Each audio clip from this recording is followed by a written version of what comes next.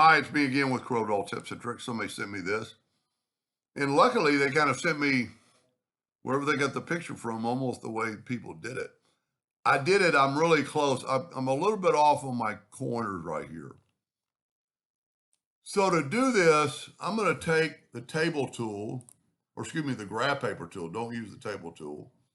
Graph paper and set it on 20 by 10.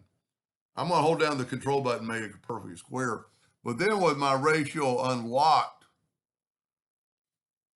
I'm going to make this 20 inches wide by 10 inches wide. And that gives me 1-inch cubes, trying to prove the point,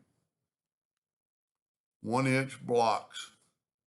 Now I'm going to take an ellipse and I'm going to make the ellipse with my ratio locked back, make it 3 inches.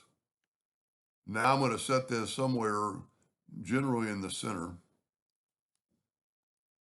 maybe a little bit over one more time. Maybe I can go all the way to there. I originally made it because I thought I was going to need the room. I ended up not needing all the room. Now I'm going to Control D and make the next one 5 inches. Control D, Control D. So now I have perfect squares or circles lining up. I'm going to make those black and I'm going to Control G to group them. And then I'm going to Control D to duplicate and I'm going to move them over right to there. Now it's kind of funny, you only have to do half of this. And because we're going to flip it here in a second. As always, I'm going to take this whole thing and go Control G to group it. I'm going to start right here. Instead of using the virtual segment delete key, because you're going to have, well, one, that reason that did that is because it's a contour or it's all not grouped together. Smart fill. And I would strongly suggest not worrying about right now, worrying about those little cracks. I would just go with, let me look at the picture. Yeah, it immediately starts down. I don't even know if you need that second circle, but I would strongly suggest doing this. Just getting the basic and then kind of look at it. And I know it's right because I've done it 3 times now. And then go back in and fill in all the little spots. And the one thing good about this, normally when I'm doing this, I put a rectangle, but I don't have to put a rectangle because if I leak out of the line, it'll only go in that 1-inch square. But just make sure you get them all. And if you remember, I grouped everything else together. You see, there's a little bitty part. That would have probably been beneficial to delete. I find lately I like the Smart Fill tool. Because if I, like right now, well, let me do one more. Let's say I accidentally made a mistake. Well, start over. Because you can take that whole thing out of the way and start over. With the virtual segment delete key, you can't do that. So now let's take all that and weld it. Okay, there's a good lesson. It won't weld because there's just some weirdness in it because there's so many facets. And I might even not even have them all filled in. And see, I don't.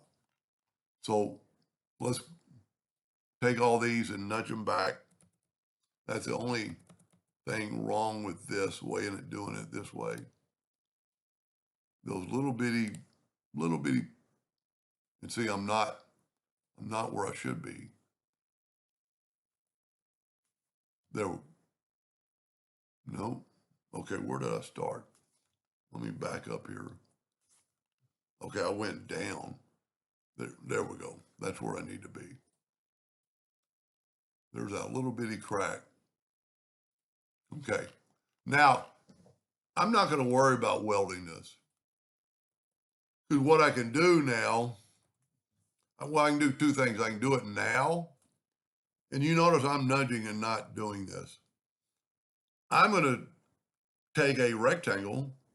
When your weld tool doesn't work, take a rectangle use your smart fill tool, use a different color just so you can see it, and move that out of the way.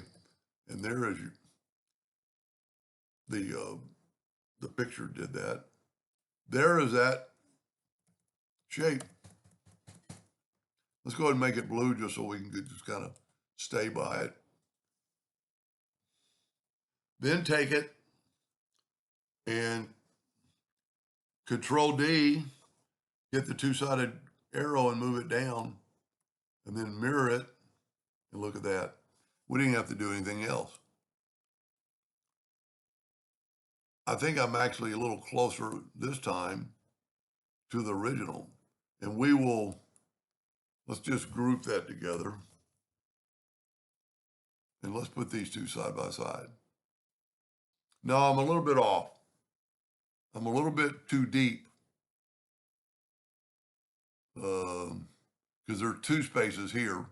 So if you remember right, I nudged the whole time. I could put it right back, or I could go ungroup, make it a hairline, and just nudge half of it down on 1 inch.